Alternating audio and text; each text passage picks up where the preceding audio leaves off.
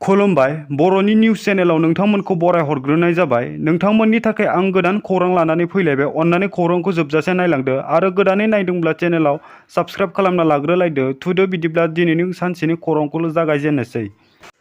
7था election थांखांबाय। बेवहाय हाग्रामाया रायजोफोरजों जोगार जाखाबाय। बिपिएफ दोलोआ दिनै डास्टबिननि महरखा आरो रायजोफोरा बुजिखाबाय बे दोलोआव भट होनाय माने गावनि बेसेन गोसा भटखौ डास्टबिनाव गारनाय जायो आरो बे बाराव सिडलीयाव 1 लाखनिबो बारा जों भट मोनगोन होनना एम राकेश ब्रह्मआ बुंदों। बिपिएफ होननाय दोलोआ चिरां जिल्लायावबो गैला होनना बुंदों एम राकेश ब्रह्मआ आरो बिथाङा बुंबावदों दि थांनाय एमपि बिसायख'थियाव हाग्रामा महिलारिनि टीमआ चिरां जिल्लानि साहा ओनसोलाव खृष्टान आरो हिन्दुखौ लानानै जोबोर गिदिर मोनसे बेले-बेजे सोमजिहोदोंमोन आरो खृष्टान समाजनि रायजो राजाफोरखौ बिथांमोनहा गाज्रि मेसेज होदों जे इउपिपिएल दोलोआ फैयोब्ला खृष्टान समाजनि सुबुंफोरा गासैबो ओनसोलखौ गारनांगोन होननानै मोनसे गाज्रि खैसार मावजिनि साल बाहायदोंमोन आरो जायफोर गोग्गो हां लानानै मोजां मोनो बिथांमोना बेबायदि गुबुंले दाखोर राजखान्थि दोलोआव थानानै दिनै हां लानो हायाखै। बिनिखायनो हाजार हाजार सुबुंफोरा बिपिएफनिफ्राय इउपिपिएल दोलोआव हाबफैदों होनना गोख्रों रावजों बुंदों एम राकेश ब्रह्म बिथाङा। भारतनि मुलुग मुंदांखा आखाइ इसान दारिमिनखौ बांसिन गोदान दिहुनथाय खालामनाय आरो दिहुनथायखौ बांहोनायनि थांखिजों दिनै गासै हादरावनो 10थि हायुङारि आखाइ इसान सान फालिनाय जादों। बेजों लोब्बा लाखिनानै बिटिसि खुंथायनि हेन्डलुम आरो टेक्सटाइल बिफाननि बानजायनायाव दिनै चिरांनि क'क्राझार हादोराव 10थि हादोर हेन्डलुम सान फालिनाय जायो।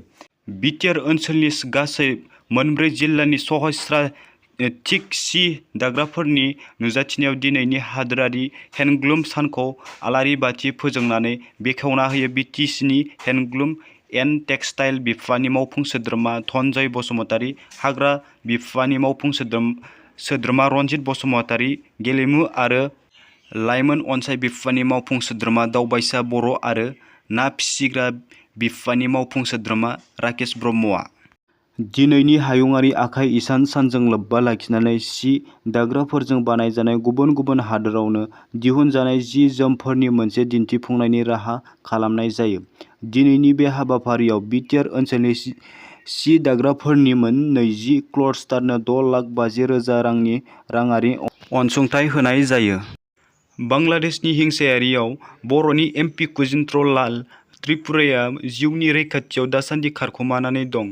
बांलादेशआव हिंसायारि जाथाया दासान्दि गोबां सुबुंफोरनि खैफोद गोनां।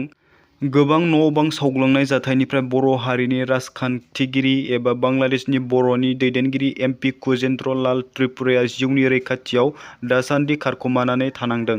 सुलुंनि बादिब्ला दुथांफोरा न'-बांखौ सावनायनि जाहोनाव एमपि कुजिन्त्र लाल त्रिपुराया बांलादेश सान्थ्रिनि दखलाव दं। गरेस्वर फरायसालिमानि बारग' गोरायुं रुंसारि ड खगेश्वर डेकानि फिसाज्ला देबाशिष डेकाया लामानि जाब्रबथायजों रुंसारि जाबाय। नसुंआरि हादर बांलादेशआव हिंसायारि सोमावसारनायनि गिख्रंथाव थासारि। शेख हसीनाया गाहाय मन्त्रि बिबानखौ एंगारनानै भारतआव फैनायनि उनाव थासारिया गिख्रंथावसिन महर लादों। बांलादेशआव सोमावसारगिरिफोरा गंसे हटेलखौ अर सावदों। हटेलआ अर खामनायनि उनाव सा 24 सुबुंफोरा अर खामथारनानै जिउ खहा। जलपाईगुड़ीआव थानाय भारत-बांलादेश सिमायाव गोबां बांलादेशी हिन्दुफोरनि होंगो-दोंगो।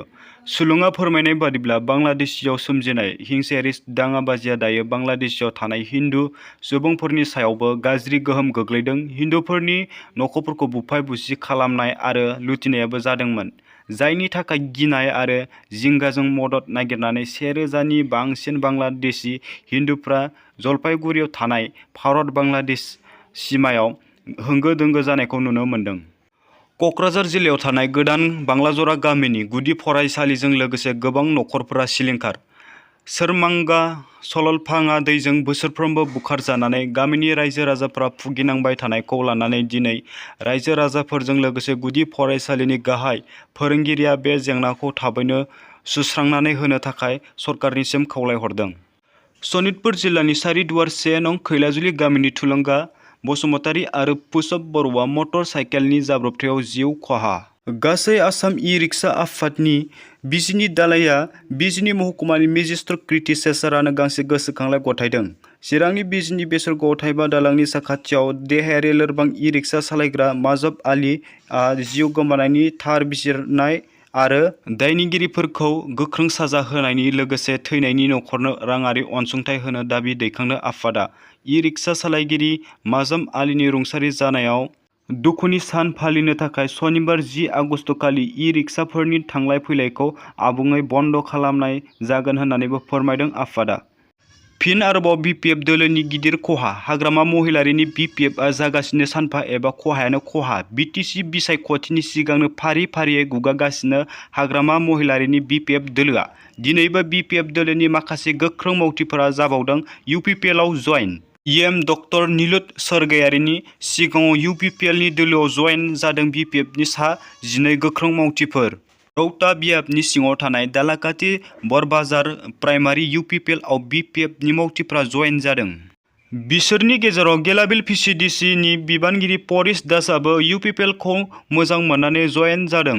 प्रमद बर'नि दैदेननाय इउपिपिएल दोलोआ दासान्दि बिटिआरनि मोनफ्रोमबो बिथिङावनो जौगाथायनि खामानि मावगासिनो दं।